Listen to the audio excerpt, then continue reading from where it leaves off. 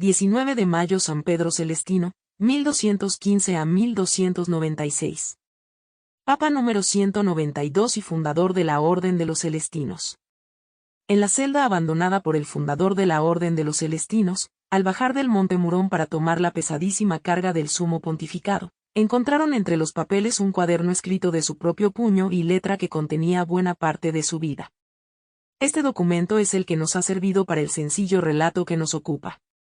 No se crea por ello, que la autobiografía fue inspirada a nuestro santo por un sentimiento de vanagloria, muy al contrario, dejó aquellos apuntes para edificación de sus religiosos.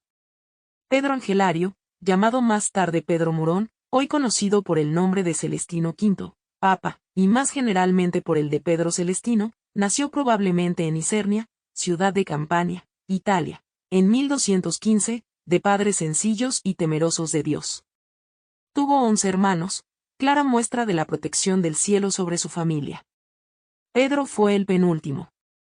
No cesaba la madre de suplicar al Señor, como prenda del amor que a los suyos profesara, se sirviese llamar a su santo servicio al menos a uno de sus 12 hijos. Abundando en esas ideas, ella misma destinó al segundo para la carrera sacerdotal, pero el joven no satisfizo las esperanzas que en él depositara. De 5 a 6 años contaba entonces Pedro, y ya la divina gracia descendía a raudales sobre su alma cándida y sencilla. Hablando con su madre le solía repetir: «Madre, yo quiero consagrarme a Dios». Loca de alegría al ver en su hijo tales disposiciones, la madre prometió dedicarle al estudio, no retrocediendo en su propósito a pesar de la oposición que encontró dentro y fuera de la familia. Con grandes sacrificios económicos, confió, pues, su educación a un profesor particular. Bendijo Dios tan admirable constancia, correspondida muy pronto por la sin igual aplicación del niño. Tal era su piedad que, ya en sus oraciones de estudiante, se veía regalado con frecuencia por la contemplación pacífica y cariñosa de los ángeles, de la Reina de los Cielos y de San Juan Evangelista. Su madre, a quien el niño relataba sencilla y fielmente estas visiones, quiso experimentar si realmente venían de Dios, y pronto pudo convencerse de que así era en efecto. Sobrevino una espantosa carestía en toda la comarca, hasta el punto de faltar alimentos tan indispensables como el pan y el vino. Acudió la piadosa mujer primeramente a Dios, y luego, llamando a Pedro, le dijo: «Toma, hijo mío, una hoz y vete a buscarme trigo en los campos».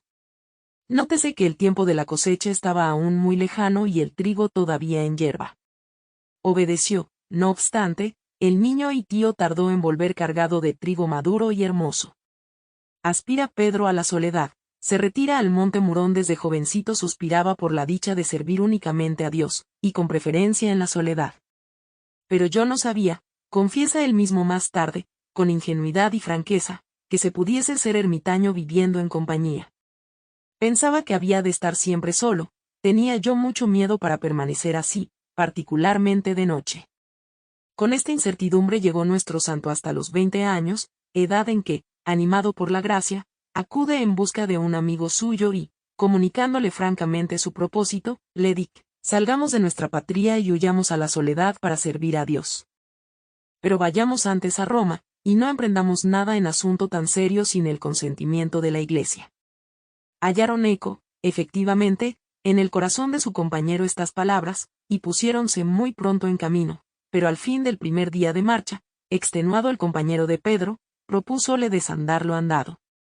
«Aunque tú me encies», replicó el futuro ermitaño, «estoy seguro de que Dios no me abandonará». Y prosiguió solo su camino por espacio de un día más, detenido por una horrorosa tempestad, refugióse en una iglesia erigida en honra de San Nicolás, en cierto paraje que él mismo denomina Sangro. Allí, Dios le inspiró que renunciase a su viaje de Roma, y, sin esperar más, diese comienzo la vida eremítica. Había una selva en las Cercanías, donde pasó 6 días en oración y ayuno continuos, subió luego a una asperísima montaña y se alojó en una caverna, que más parecía una tumba, tan pequeña era, que apenas podía el santo acostarse en ella sin estar de pie. 3 años pasó en aquel cubil, viéndose inundada su alma durante este tiempo por las más abundantes gracias del cielo. Inquieto, mientras tanto, el demonio con tal prodigio de santidad, le asaltó con toda su saña, pero siempre coronaba el santo la refriega con la más completa victoria. Visitábanle a menudo en aquella soledad algunas personas virtuosas, sabedoras de las tentaciones a que estaba sometido, trataron de convencerle para que se ordenara de sacerdote. Acercándote con frecuencia a la sagrada mesa, le decían, recibirás en el Santísimo Sacramento nuevas fuerzas para la lucha. Convencido por semejante razonamiento y a pesar de su profunda humildad, púsose el joven ermitaño en marcha para Roma, donde le fueron conferidas las sagradas órdenes.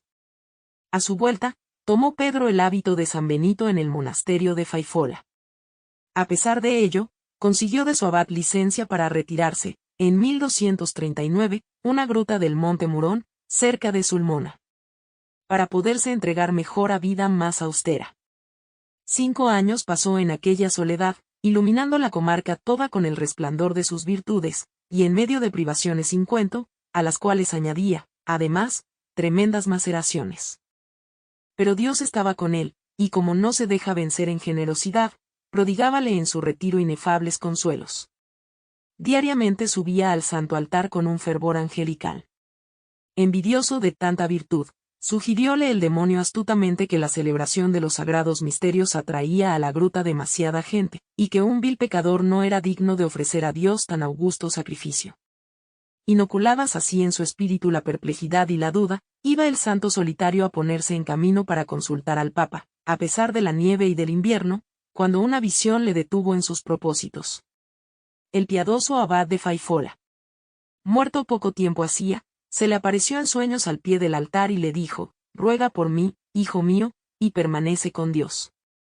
Pedro replicó, ¿qué debo, pues, hacer? Celebra la misa, hijo mío, celebra. Fue a él contestado. La visión desapareció.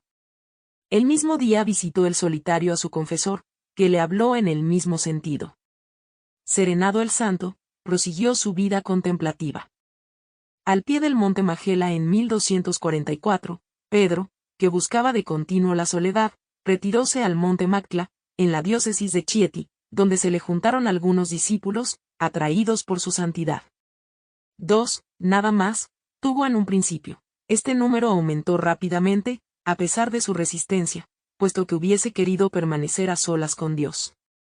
Tal fue el origen de la Orden de los Celestinos. Habitaban cabañas hechas con ramas y espinas en medio de una espantosa soledad.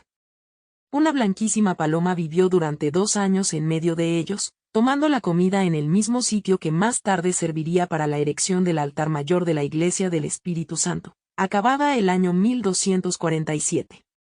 Con frecuencia, los religiosos y muchos peregrinos, que acudían a aquel refugio de la virtud, oían invisibles campanas que los llamaban al divino servicio. Era una como lejana armonía que poco a poco iba creciendo, solemne en las grandes festividades, suave en los días ordinarios. Recogía también el oído el eco de voces misteriosas que tomaban parte en el canto del oficio divino. En aquel lugar bendito, sentíase, por doquier, la presencia de Dios. La vida de aquellos solitarios, nada tenía de terrenal. Y, no obstante, Pedro iba más lejos que todos los demás en la práctica de las austeridades, observaba al año 4 cuaresmas, en las cuales solo comía 2 veces por semana. Lo restante del tiempo ayunaba diariamente, siendo su alimento ordinario pan seco y mozo que, según la crónica, era preciso desmenuzar a martillazos. Llevaba un hábito de lana burda, con un escapulario por él mismo fabricado, y debajo, finamente disimulada, una cadena de hierro de la que jamás se desprendía. Dormía siempre encima de una tabla o una piedra. El demonio, lejos de ceder terreno a sus contrarios, continuaba en sus persecuciones y luchas contra los monjes con más furor que nunca. Ora hacía prender fuego a las ramas que los resguardaban de las inclemencias del tiempo, ora se les aparecían animales de formas horrorosas. Con frecuencia oíanse durante la noche espantosos aullidos. Pero toda esta fantasmagoría desaparecía ante el poder del santo. Por esta época, Dios le concedió el don de milagros en grado extraordinario, en repetidas ocasiones, renovó. El varón de Dios, en el monasterio, las provisiones agotadas. Otra vez resucitó a un muerto. Parecía vincular a cada limosna que hacía una gracia, especial de conversión para quien la recibía. Penetraba los pensamientos más secretos de cuantos se le acercaban, y predijo también varios acontecimientos, que se cumplieron a la letra. Aprobación de las constituciones de su orden a fuma de santidad de Pedro acrecentaba poco a poco el número de sus religiosos. Fue preciso levantar varias casas que fueron liberalmente dotadas por amigos y bienhechores generosos. Urbano IV en 1262. A petición del fundador, incorporó a la Orden de San Benito los Hermanos del Espíritu Santo de Majela. Años más tarde corrieron rumores de que el Concilio de Lyon iba a suprimir todas las órdenes de reciente fundación. Pedro resolvió ir personalmente a defender la suya, y, a pesar de su avanzada edad y de sus achaques, partió a pie para dicha ciudad. Llegado a Lyon, defendió su causa más con milagros que con palabras. Su Santidad Gregorio X, que le apreciaba mucho, quiso honrarle asistiendo a su misa. Obedeció Pedro, y el manteo de que se despojó para revestirse de los sagrados ornamentos, permaneció durante el santo sacrificio como suspendido de un rayo de luz que atravesaba una vidriera. Trajéronle los ricos ornamentos que de antemano le tenían preparados, pero embarazado el santo monje y como confundido por tanta distinción, empezó a echar de menos la pobreza y sencillez de los que usaba en su amada soledad. Y, oh prodigio, los ángeles del cielo trajeronselos repentinamente por los aires y con ellos celebró ante la maravillada concurrencia. Al día siguiente, 22 de marzo de 1274, hizo Gregorio X expedir la bula de confirmación de la orden, donde se dice que ya en esta época poseía 16 monasterios. Conseguido su propósito, tomó Pedro nuevamente el camino de Majela, rebosante de alegría. Los que durante el concilio se habían apoderado de sus bienes, se los restituyeron a su vuelta. Una excepción hubo, la del obispo de Chieti. Pero una terrible enfermedad, saludable aviso que el Señor le envió y que puso en inminente peligro su vida, abrió pronto sus ojos a la luz, y no tardó en reparar el mal que a los religiosos había ocasionado. La orden prosperaba continuamente. El monasterio de Faifola, donde en otro tiempo Pedro Murón renunciara al mundo vistiendo el santo hábito, le fue también ofrecido en 1276. Allá se encaminó el santo con algunos monjes. Una vez consolidada la fundación, se volvió a Majela, 1281. Pero fue tal la afluencia de peregrinos que acudieron a venerarle que obligó al siervo de Dios a buscar refugio seguro a su humildad en el monasterio de San Bartolomé del Oquio, donde cambió en vino el agua destinada al santo sacrificio de la misa. Después de 2 o 3 años dejó también este lugar para retirarse a Oriento. Allí permaneció hasta 1292, año en que volvió al monte Murón y vivió en la gruta que él dedicó a San Onofre, célebre anacoreta de Egipto en el siglo IV. Breve pontificado. Su abdicación se ignora la fecha exacta del fallecimiento del Papa Nicolás IV durante más de 2 años, por las discusiones de los cardenales, vacaba el solio pontificio. Pedro recibió de Dios mandato de escribirles y reprocharles tal proceder. Apenas leída la carta, una inspiración sobrenatural puso a todos de acuerdo, y les hizo ver en Pedro al pontífice que el Señor deparaba a su iglesia. Efectivamente, aunque no era cardenal, ni siquiera obispo, fue elegido por unanimidad, el día 5 de julio de 1294. El arzobispo de Lyon fue delegado con otros prelados para notificarle la elección. Cuando supo la decisión del Sacro Colegio, Pedro rompió a llorar. Pero tan vivas fueron las súplicas e instancias de los mensajeros, y tan claramente manifiesta la divina voluntad, que no le cupo otro remedio que aceptar. Por consejo del rey de Nápoles, Carlos I, el recién electo pontífice decidió recibir la consagración suprema en Áquila y no en Perusa. Pedro hizo su entrada en la ciudad humildemente montado en un pollino, que guiaban los reyes de Nápoles y de Hungría. Apenas apeado de su cabalgadura, un buen hombre, que, por lo visto, sabía de qué se trataba, colocó sobre los lomos del animal a su hijo, tullido de ambas piernas. El niño sanó inmediatamente. La coronación del pontífice efectuóse el 29 de agosto. Pedro tomó entonces el nombre de Celestino, de aquí la denominación de celestinos dada a los miembros de su orden. Fijó su sede en Quila primero, y más tarde en Nápoles, bajo la protección más o menos interesada del mencionado Carlos II. Falto, ciertamente, de experiencia en los asuntos inherentes a su nuevo cargo, retraído como había estado de los negocios de este mundo, y menos entendido que el preponderante Benito Gaetani, más tarde Bonifacio V. viose en la imposibilidad de gobernar a la Iglesia. Una fracción importante del Sacro Colegio, no tardó en proponer la transmisión de poderes a los cardenales, y encomendar al Padre Santo la única misión de orar y presidir honoríficamente la Iglesia. Vencido por el temor de ofender a Dios, y hallando su humildad en las razones antedichas un pretexto para rehusar su alta dignidad, determinó Celestino V presentar su dimisión. Mas cuando el rumor de su renuncia comenzó a extenderse, todo el pueblo napolitano invadió el palacio pontificio, suplicando al santo anciano renunciase a un proyecto tan perjudicial para los intereses de la Iglesia. Titubeó el Papa por unos instantes, y prometió rogar a Dios para conocer su voluntad. Tras maduro examen y después de algunos días de retiro, reunió en consistorio secreto a los cardenales. El 13 de diciembre del año 1294. Había él, mientras tanto, redactado una constitución en que definía que un papa puede abdicar para atender mejor a la salvación de su alma. Apareció Celestino V, majestuosa y solemnemente revestido con los ornamentos pontificales.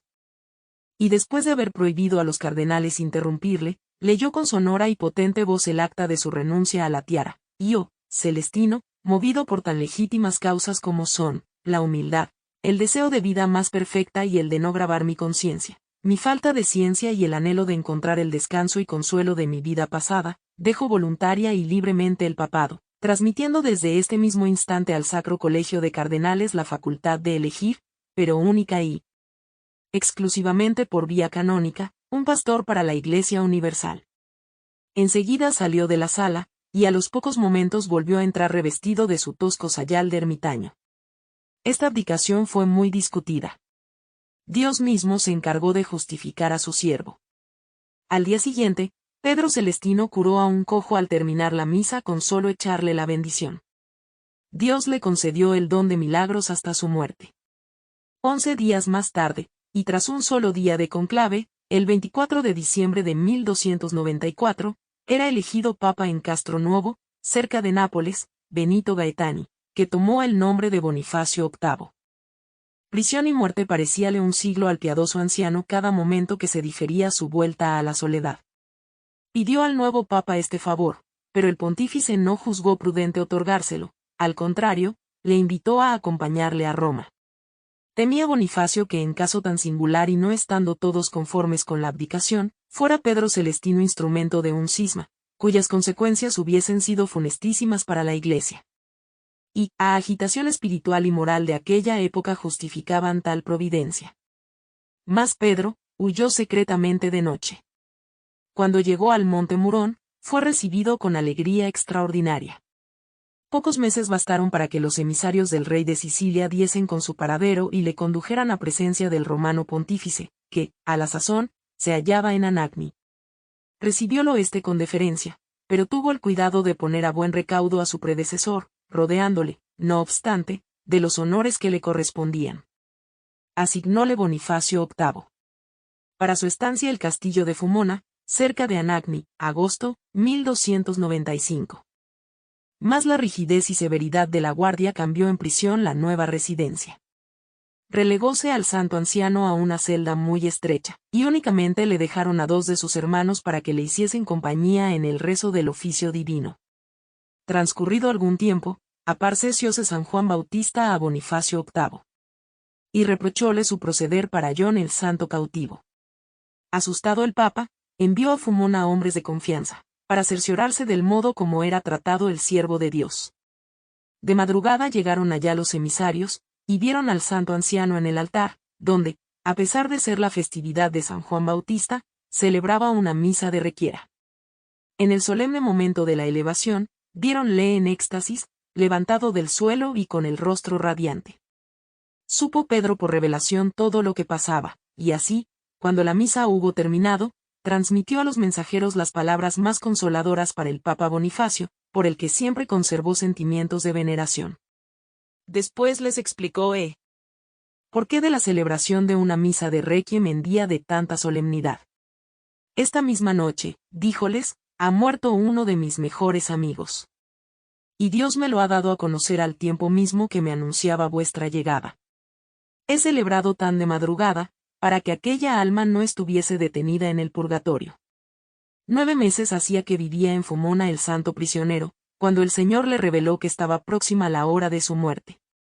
Esto fue para el motivo de redoblar el rigor de sus austeridades. Un domingo, al salir de celebrar la Santa Misa, sintióse completamente agotado. Administráronle los santos sacramentos y, una vez recibidos, entró en agonía. Sus labios cárdenos murmuraron todavía las palabras de los salmos que con tanta frecuencia y fervor habían cantado al pie de los altares. Fueron sus últimas palabras estas que cierran los salmos de David: Amnis spiritus laudet Dominum, todo espíritu alabe al Señor. Después entregó dulcemente su alma al Creador. Era el 6 de mayo de 1296. San Pedro Celestino fue canonizado por Clemente V. El 5 de mayo de 1313. Gracias por llegar al final. No olvides suscribirte, compartir, comentar para que otras personas conozcan a San Pedro Celestino y activa la campanita de las notificaciones para que sepas cuando publicamos nuevo material. Con San Pedro Celestino y bajo el manto de María Madre, abogada y protectora nuestras. Dios te bendiga.